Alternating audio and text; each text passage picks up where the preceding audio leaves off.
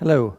Today we are going to treat hermetic packaging, and I would like to come back to a previous diagram I was showing, and that gives us the delay time of permeation of water into different materials as a function of the thickness of these materials and as a function of the type of material.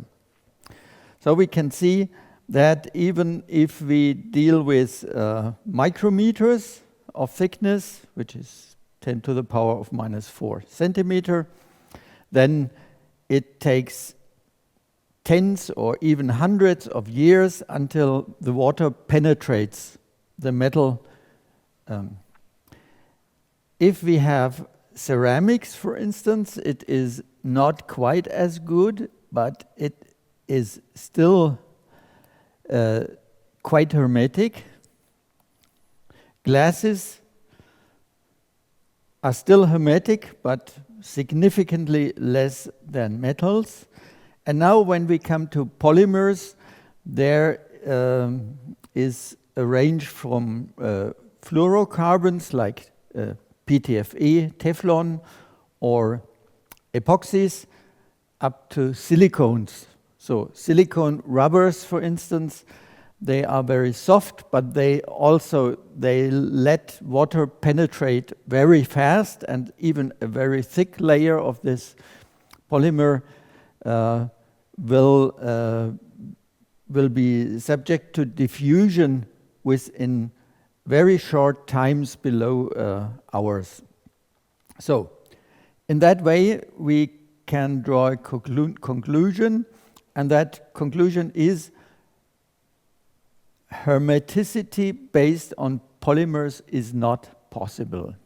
So there is always diffusion through polymers, and diffusion is also enabled because polymers generally take up water.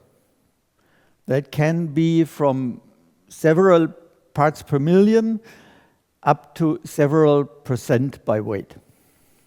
So that was the reason why, especially in the beginning times of microelectronics, hermetic packages were used in order to protect the chips from the environment. And here we had different types of packages. One is metal packages with glass ducts or feed-throughs. That's straightforward. If we have a metal package, we need insulated pins, and these pins are typically glass insulated. If we would use polymer insulation, the whole package would no longer be hermetic.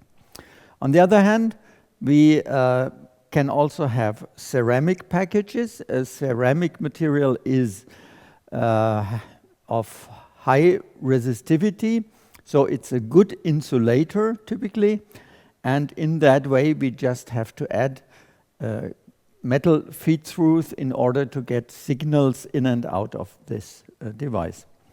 Then we have some combinations, so-called hybrid forms, and last but not least, we have wafer-bonded silicon glass packages.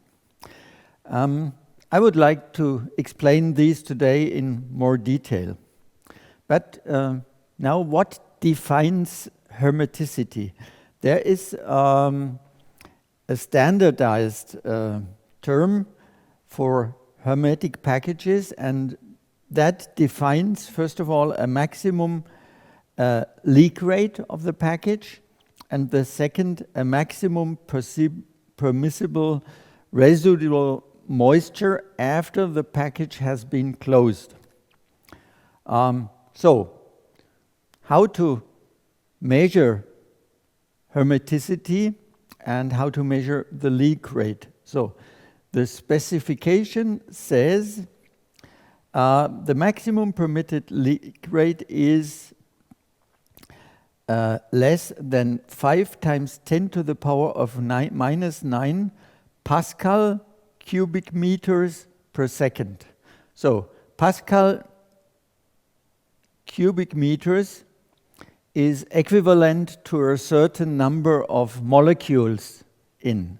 So you can have a large volume and a low pressure, or a high pressure and a lower volume, and in both cases you have this the same amount of molecules. And so in that way, Pascal times cubic meter defines how much atoms or molecules you have. And if you rate it per second, it's what comes out per time. The question is, how do we get that value? First of all, we must note it is not measured with water, but it is measured with helium, because helium can be easier measured. So the trick is the following. We have a package. The package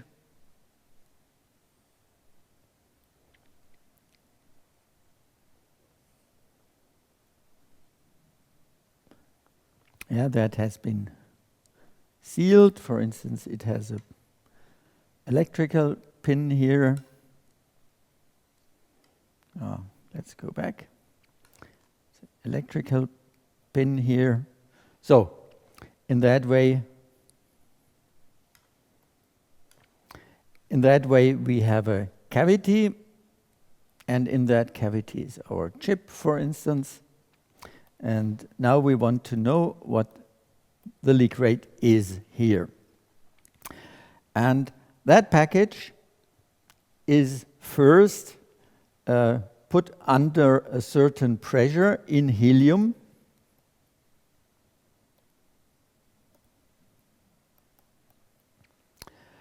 And that is done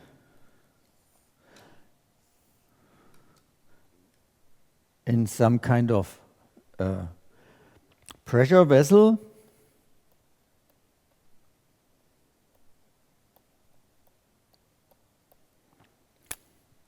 And so helium penetrates in, and we have helium in here. Okay.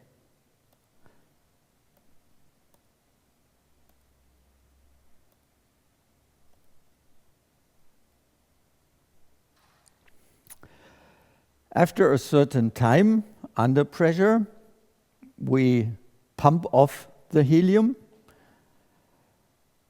and then we wait for an hour. And after that time, we turn on connection to a mass spectrometer, and that's a device which gives us the mass per charge of our gas coming out. So here we have a transport of gas, and so we get several peaks, like for instance hydrogen, or we would get a helium peak. And from the size of that peak, we get the amount, how much is coming out. So this peak shows us how much helium is coming out of the package, and that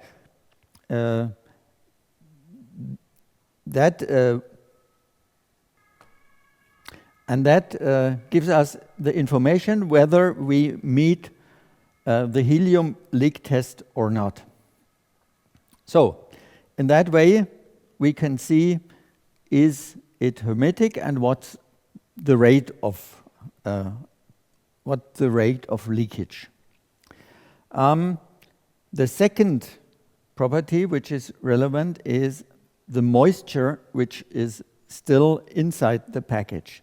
So typically, when we have a natural surface of some part or some package, that surface contains water by adsorption.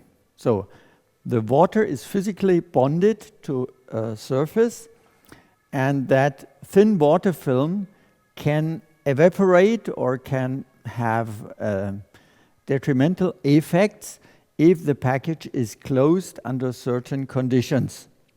And so typically, according to certain standards, it's specified that the moisture is either 3,000 ppm by value or 5,000 ppm by value. And these specifications are given in the military standard of the United States Department of Defense. It's a standard number 883E, and there are certain procedures, for instance, for this moisture content. It is procedure 1018.2. Okay. In that way, we have leak rates and we have residual water inside the package. How can we measure the amount of water in such a package? There is a trick. We have the package after it is produced, and now in the second step, we have a device which can peek a hole into our package, and again from that hole helium can come out, and of course water can come out, and again the amount of water is then recorded, and after calibration of that method we can know how much water was in our package. Okay. Such a vacuum and pressurized vessel together with a mass spectrometer is quite expensive, and so people have sought for Poorman's methods. And what would be another idea of measuring humidity in a certain amount of gas? And that's the so-called dew point. A dew point means if we have a gas containing some water, we can cool this gas. What will happen at a certain temperature, which is the dew point, we will have clouds or we will have precipitation on a surface. So the surface looks foggy, for instance, like in your bathroom when hot, moist air comes to the cold mirror. And again, this method can be calibrated. So if we take a certain amount of water in air, and when we have only 64 ppm by volume, we will see some fog or precipitation at minus 50 degrees centigrade. If we go to minus 20 degrees centigrade, for instance, we have 1,200 ppm of moisture in the water. The value which is specified at 3,000 ppm would be 9.3 degrees centigrade below zero. 5,000 ppm is reached at roughly minus 3 degrees centigrade. And at 20 degrees centigrade, we can already have 23,000 ppm, or that means 2.3% of water compared to the air. So we can see it's a very strong increase, it's almost exponential, and in that way we have a large effect. Now, the question is, how can we measure the dew point? And that is done in a relatively easy way. We again have our package. The package has some feed-throughs. We have the chip in the package. So for instance, we have here the wire bonds. Of course, the leads are again insulated.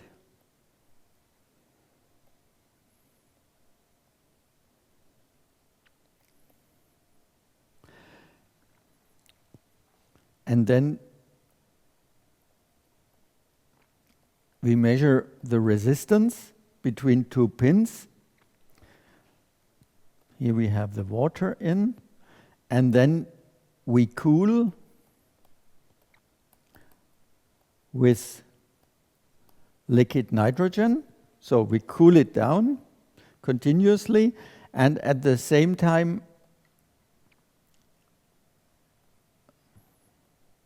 we measure the temperature.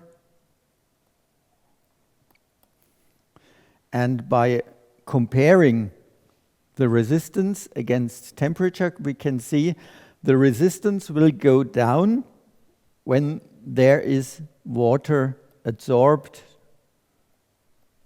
to the surface.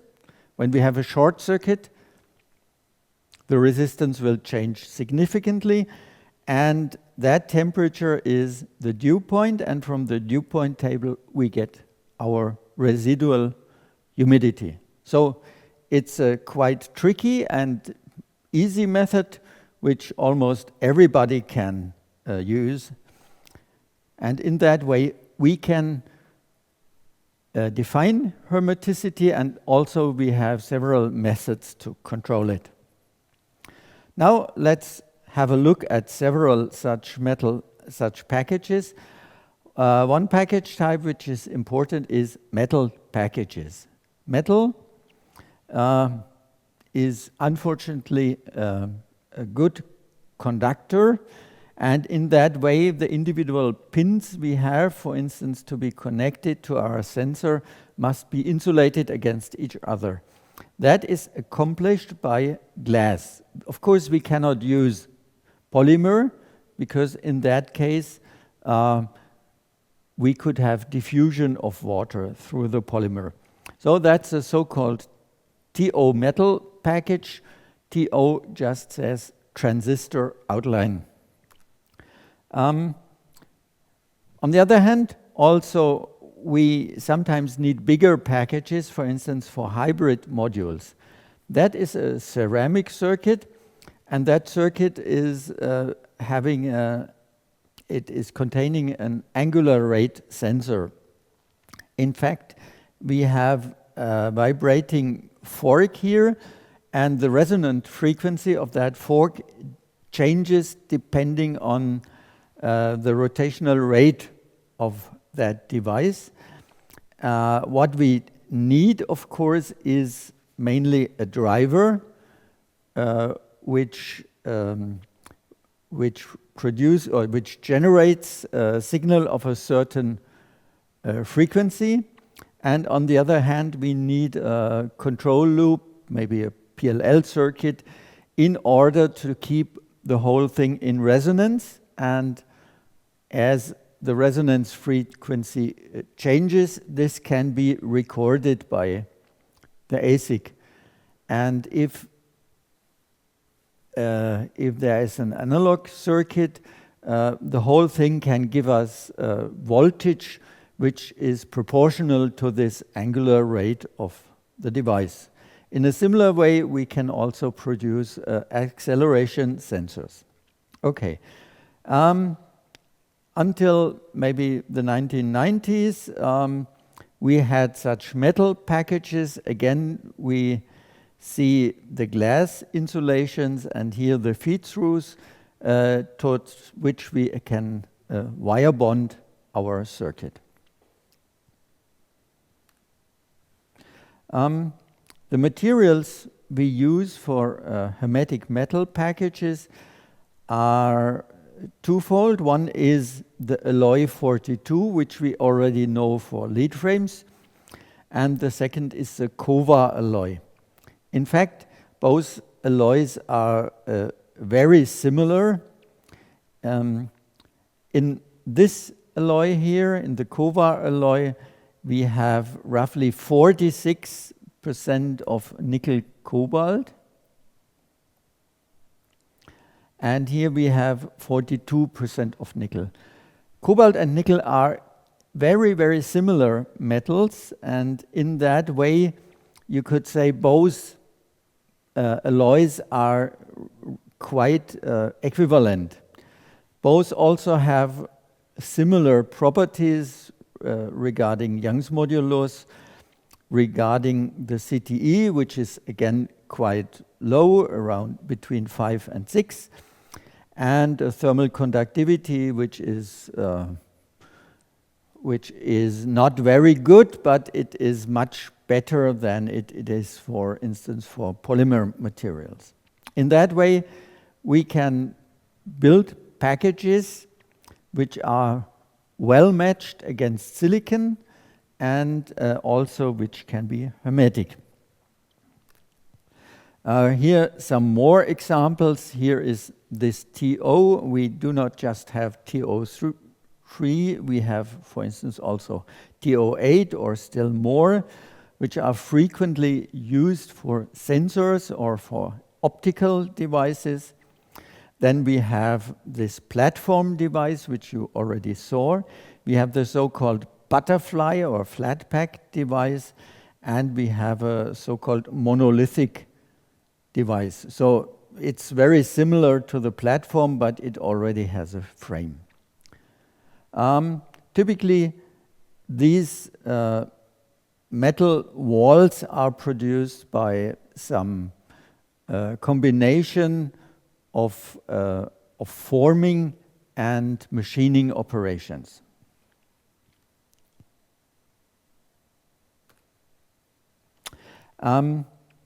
Typically, these feed-throughs are molten in.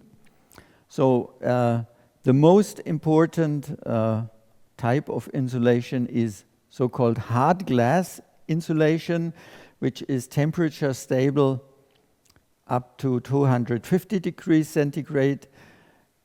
Here we have the pin. The pin contains, or it is carrying a glass.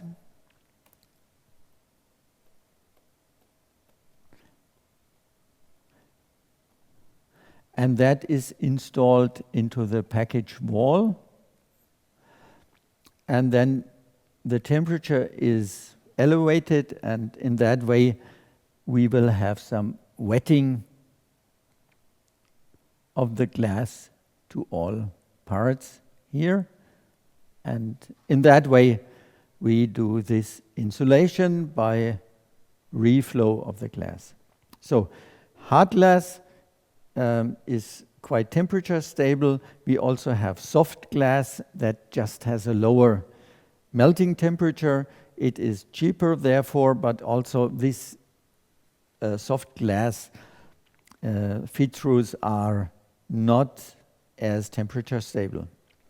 Also, we have some pressure glass lead-throughs where all of this is already finished, and we have a metal ring around it. And in that way, that package, that feed-through can just be soldered into a metal package.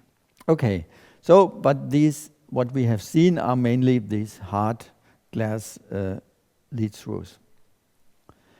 After we have produced such a package, we can see the cross-section. We must have a process which leads to hermeticity and which avoids water inside the package after the finalization of this packaging. In that way, it is better to use soldering than adhesive bonding. And soldering should be performed as a clean process. That means we use a solder preform that's just a piece of solder foil.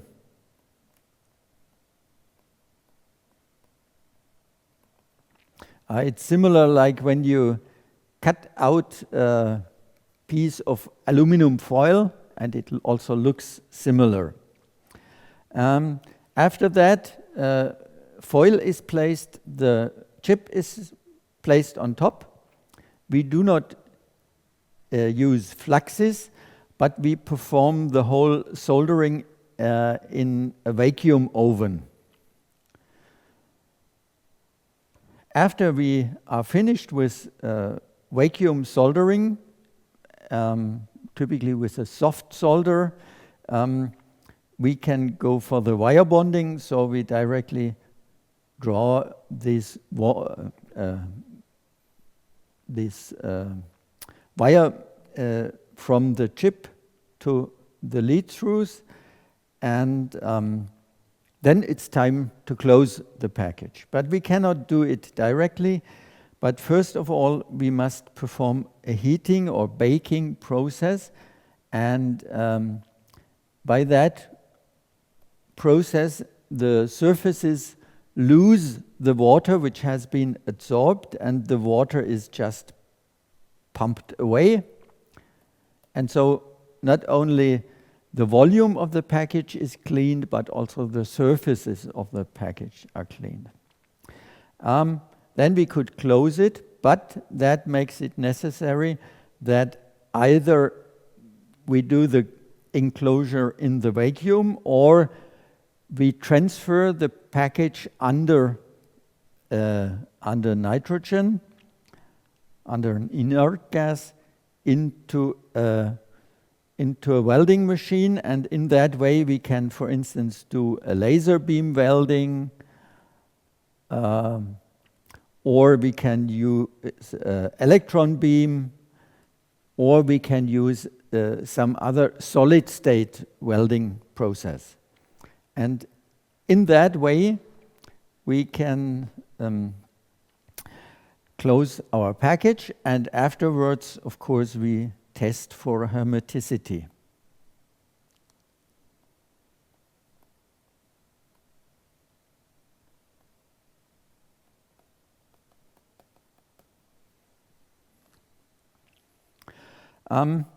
This baking out is a very important process. So, after this closing using rolling joint, resistance welding, using laser beam welding, electron beam welding, or microplasma welding, we can perform the test how much water is in it, or we can test what is the leak rate. The baking out is very important, and there are quite old investigations which have been published, and there are two main effects. One is the baking temperature, and the second is the baking time. So typically between 150 over 200 to 250 degrees centigrade, the time we need for baking out and for removing the humidity is reduced significantly. For instance, at 250 degrees centigrade, after 10 hours we only have 50 ppm of humidity, while at 200 degrees centigrade we will have to bake out for 100 hours, and we do not reach that level. Or for 150 degrees centigrade, we will never achieve such a level of humidity. And that means baking out should be performed somewhere between 200 and 250 degrees centigrade. and it will take at least half a day or so. It must be noted that you cannot just increase the temperature, because that increase of temperature has effects which are not desired. So you could have diffusion, you could have some oxidation, for instance, of outer leads, and in that way you are limited with baking out temperatures. Here's an example. That was a project I had when I was in industry. That is a butterfly package, as we have seen it. Here we have a pipe welded to it, and that pipe is for creating a vacuum inside the package after it has been closed. That package was made for very low water residues, and therefore it is a good idea to have it gold coated, because gold is an inert metal. Unfortunately, the costs in that case were quite high. For instance, I had to pay 120 euro for one such package. Okay, so that also shows us, let's say, something which can be generalized. That is, hermetic packages are often expensive, especially if you need a certain design. And in that way, there is the desire to replace such hermetic packages with plastic packages. Okay, let's look at alternatives. The second hermetic package is a ceramic package. What we can see here is a typical package which was used 40 years ago for microcontrollers. Here we have a ceramic laminate body. We can see it here. It is 3 layers of ceramics, and in between the ceramics we have some feed-through layers which have been produced before the firing of such packages. Okay, these feed-through structures are gold-plated, and so in that way we can wire bond to these structures. We also have some kind of ring on top here. Against this ring, a lid can be soldered. And now we have to address the process. First, the production of such a ceramic multi-layer package, and the second is how we do the assembly and packaging after that.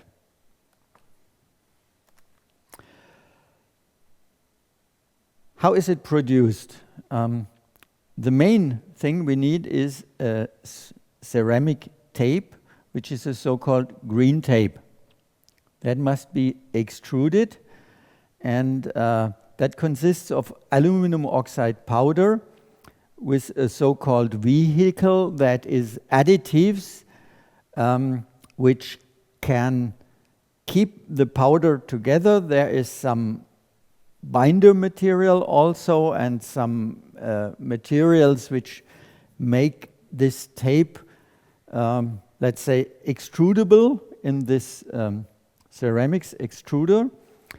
And after we have that tape, the tape is cut down, and then we take a screen printing process, and by that printing we put a metal pattern on it. Yeah, we have the conductor here and so on, as we can see it here. And the typical material which is printed on that green tape is tungsten powder or tungsten paste. The tungsten paste is then dried, and then several layers which have been printed are laminated together. That means under a moderate pressure they are just pressed together. The temperature is elevated a little, and so we form a monolithic green part. That green part must be fired, and as it is aluminum oxide, it must be fired at a very high temperature. It is roughly 1600 degrees centigrade, and the firing is performed in an active atmosphere. That means it is some mixture of nitrogen and hydrogen which prevents oxidation, especially of the tungsten at that high temperature. After this is finished, all exposed tungsten is nickel plated. Why is it necessary? We need that nickel because the surfaces later on must be solderable and bondable. Then, here we already have the nickel, for instance. We can braze these components, especially the pins to the package body. What is brazing? Brazing is soldering at high temperatures. For instance, this brazing temperature could be 800 degrees centigrade or so. And in that way, we get a very firm connection between the pins and the package body. Finally, all metal structures are gold-plated, and in that way, we get a package which looks like this. So here, the tungsten is under these gold layers. It is hidden, and such package can be further on processed in order to build a complete device. Here are some examples. That is package, for instance, here we have a silicon lid, and that is a sensor which is infrared transparent. So long wave infrared radiation can penetrate through the silicon, and at the same time the sensor is sealed in a hermetic way. The lids are brazed again, so it means soldered at very high temperatures.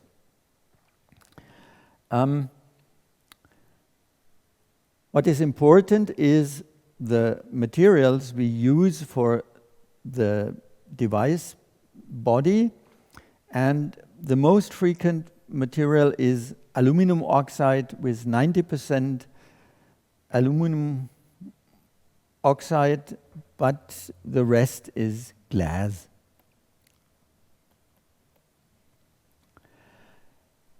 This material has a intermediate thermal conductivity of 20 watt per meter Kelvin. It has a CTE which is quite well matched to silicon, not optimum match, but quite good. It has a permittivity of 9 to 10. That is not so good, and it has a dielectric loss factor in the order of magnitude of 10 to the power of -4, which is good. The material is very strong. For instance, the bending strength is roughly 300 Newton per square millimeter or megapascal, as you would say. The metallization which matches this material is tungsten or molybdenum, always covered with electroplating nickel and gold, or with electroless nickel and gold. On the other hand, if we want to have a very high thermal conductivity, we can use aluminum nitride, which is, let's say, a factor of 10 more expensive than this alumina. And the thermal conductivity is around 200 watt per meter Kelvin, so that means 10 times better. The CTE is 4.3. That's very well matched against silicon.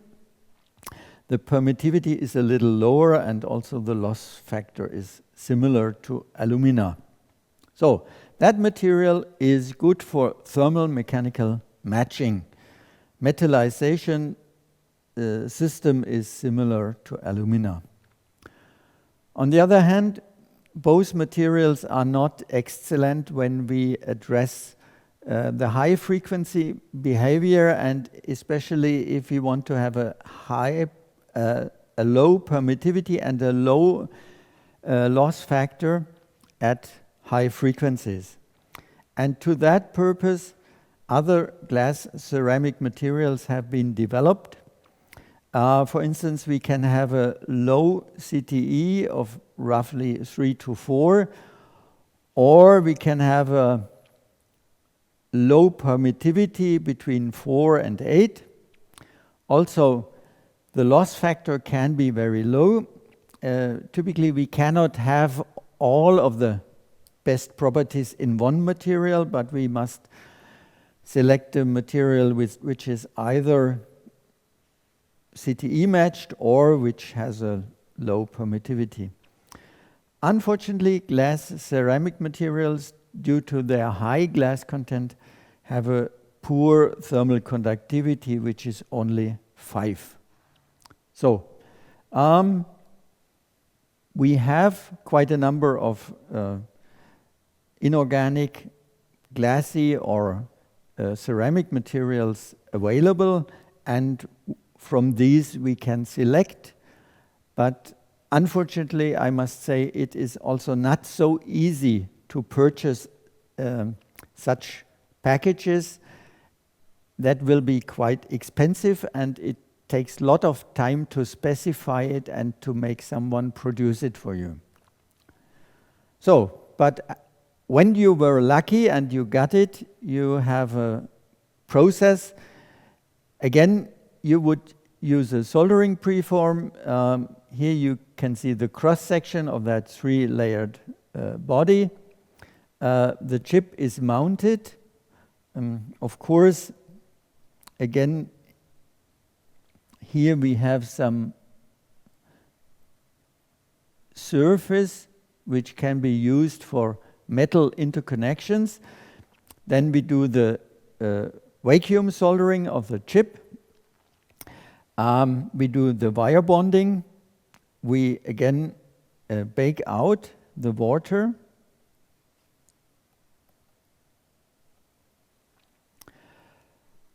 And then we transfer it in dry nitrogen, for instance, and then we can just solder the lid onto this metallization frame we have here. Of course, the temperature of the soldering is in the second process lower than in the first process, because otherwise we would remelt our first soldering and that would destroy it. After this closing by soldering, we can again test for hermeticity.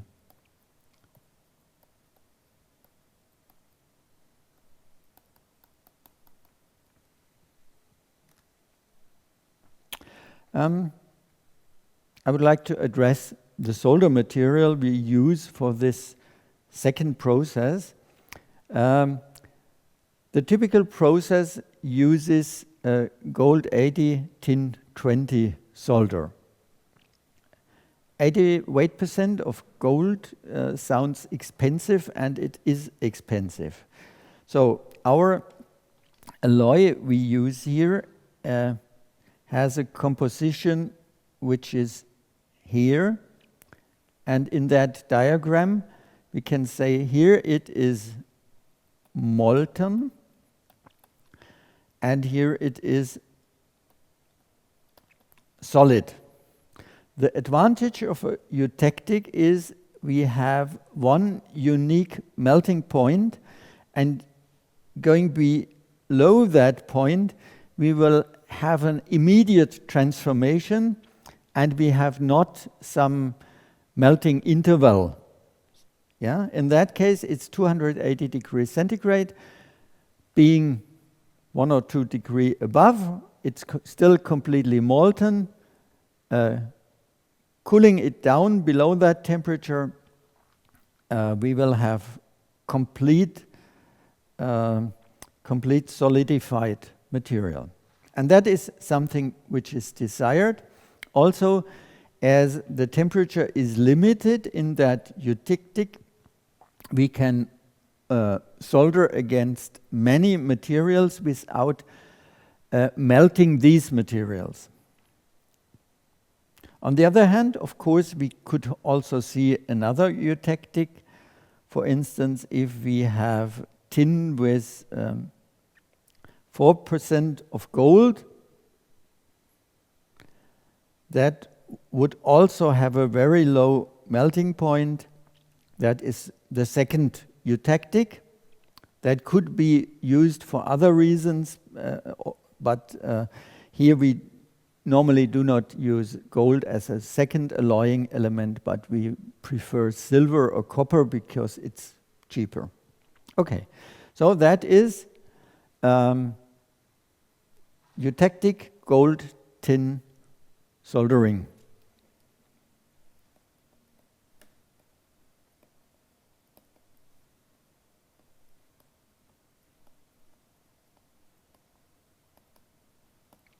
Also here we can learn a simple rule. If we want to solder, typically the soldering temperature should be 20 to 30 degrees higher than the liquidus temperature. And the liquidus temperature is the temperature above which a material is completely liquid. So in our case, that would be the liquidus temperature. So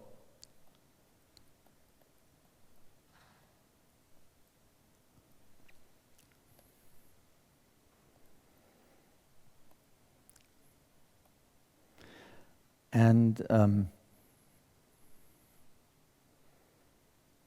below that, we have the solidus temperature. In that case, the solidus temperature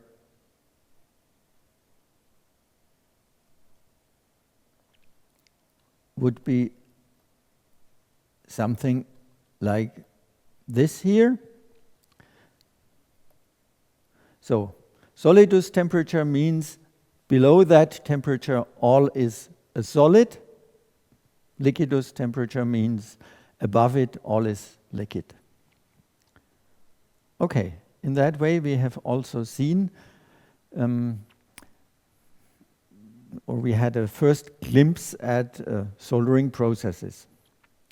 There are other types of package. For instance, multilayers often are too expensive, and to that purpose a ceramic body and a ceramic lid were produced by injection molding. So these parts are injection molded and fired.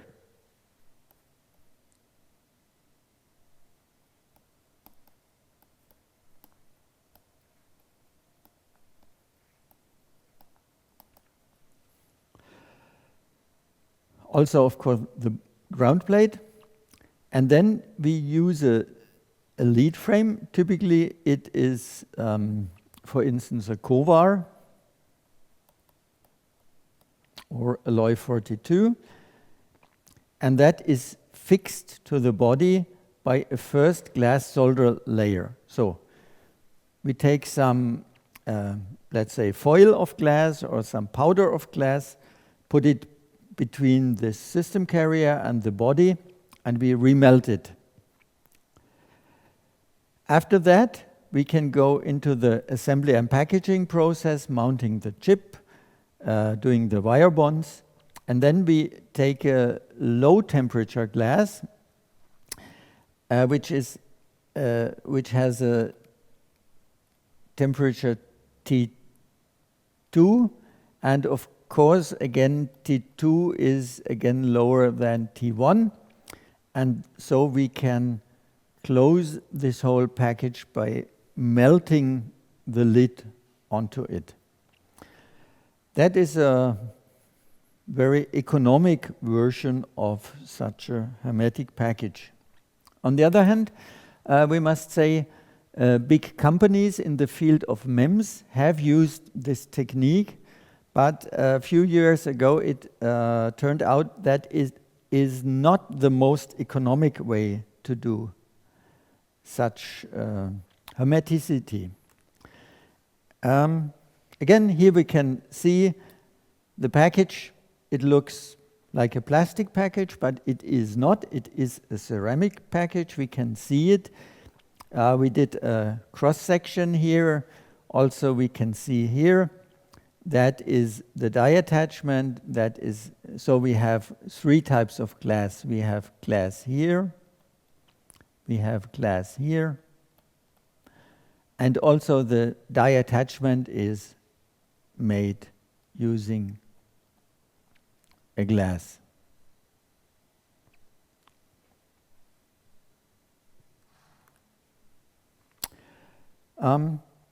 Such methods can also be used, for instance, in the field of medical devices. What we can see here is a ceramic package developed by Professor Stieglitz. And we can see here that is an alumina plate. On this plate we have again screen printed structures. We have a hermetic lid on top. It's like it's a little pot-like here, and all of the electronics are inside. Now, in our case, we can either enclose it using, again, such a low melting glass, but we could also use a soldering process to solder the lid onto a metal frame we have here. In this case, this package was sealed very well, so Professor Stieglitz, he claimed that their leak rate was below 1 × 10⁻⁻12 liter millibars per second, and I think that's Pascal cubic meter per second.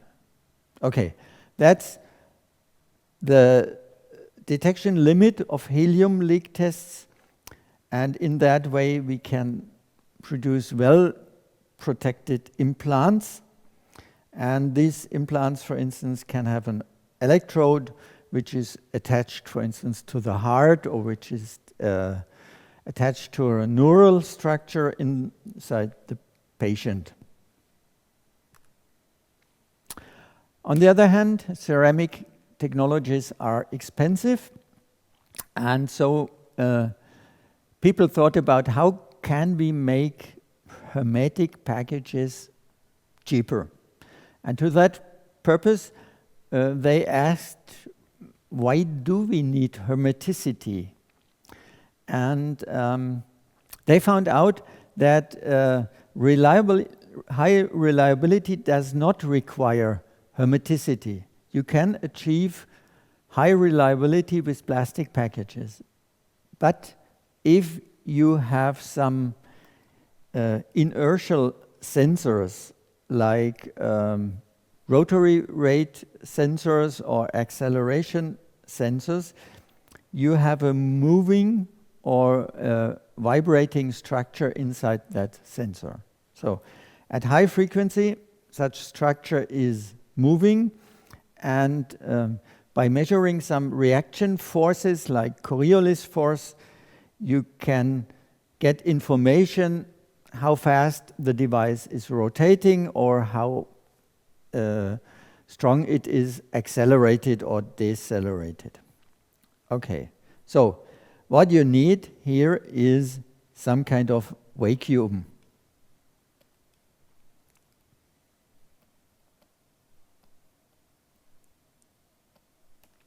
Because gas has a certain viscosity, and in that way you have damping. So, main reason in MEMS, avoid damping.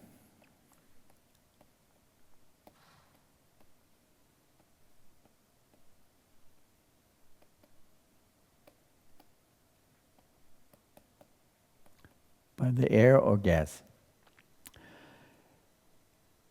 And the idea was now to create a MEMS structure and to put a lid on it in vacuum. And of course, in order to preserve that vacuum, you have to avoid leakage. And so you must have a hermetic bonding process for a lid onto that structure. In our example here, it is some silicon structure. That silicon structure is positioned above some electrode. For instance, by changing that distance here, you can have something like a capacitor. And if the capacitance changes, for instance, some resonance frequency will change.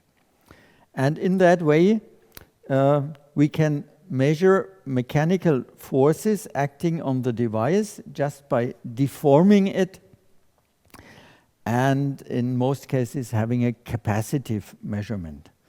Also, as humidity has a high permittivity, we must avoid moisture effects.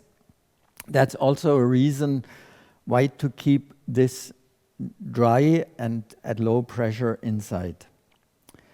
Of course, from these structures we must come in some way up here to the outer electrodes. For instance, here we can make a wire bond to the outside. So in that way, the complete design is to be hermetic, and the movable structure, which, for instance, can rotate in that way, will not be affected.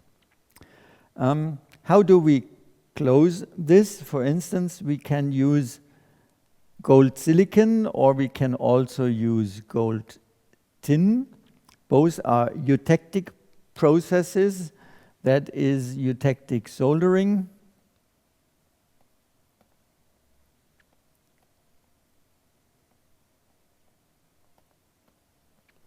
That is eutectic bonding.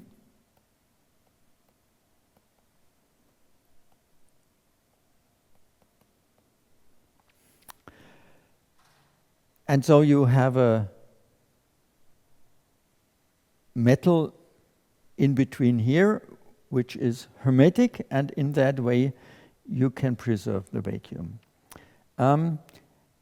One of the tricks is to use a getter material. A getter material is some material which has high affinity towards oxygen or towards water, and so it will absorb gases here, especially when you heat that device. This getter will take up oxygen, but it will never release the oxygen again.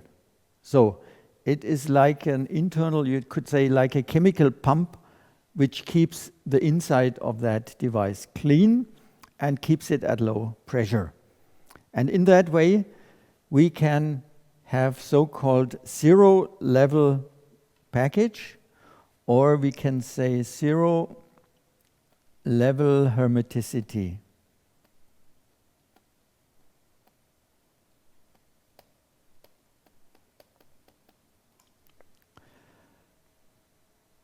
And in that way, you can restrict the hermeticity just to the area where you need it, and that is a concept which makes complete systems cheaper.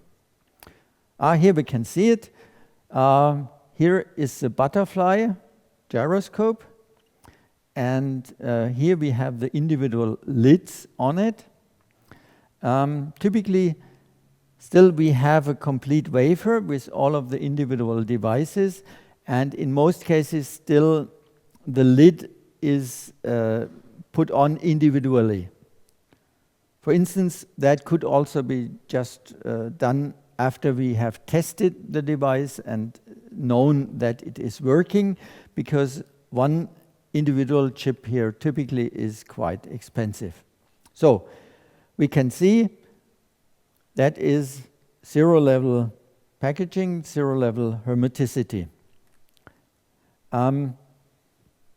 So how can we attach the cap on a wafer? We can do it with gold tin soldering, gold silicon eutectic bonding. We can use a low melting glass to connect it.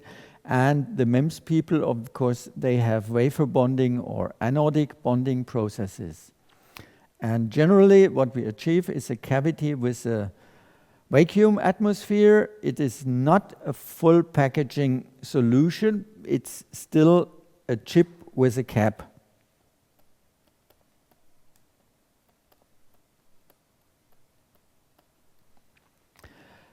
And it must be combined with a first-level packaging. It is presently one of the most efficient solutions as we want to do hermetic packaging, and it can be combined with plastic packaging. There are new ideas for newer concepts like thin film packaging, but I will not address these here. So now let's see what is state of the art. Here we can see that is a chip with cap.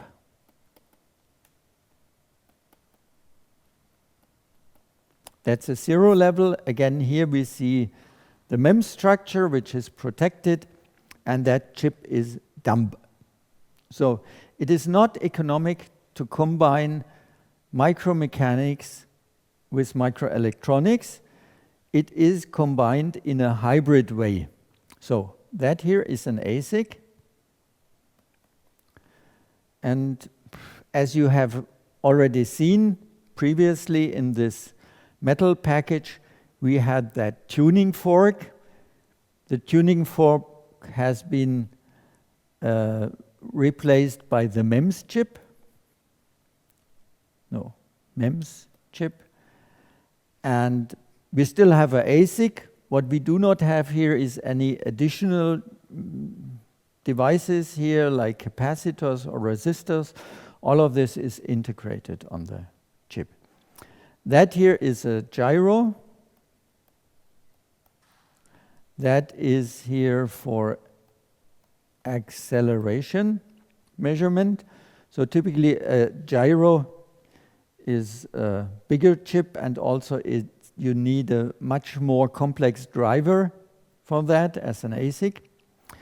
And these devices are produced in large series by a Bosch company.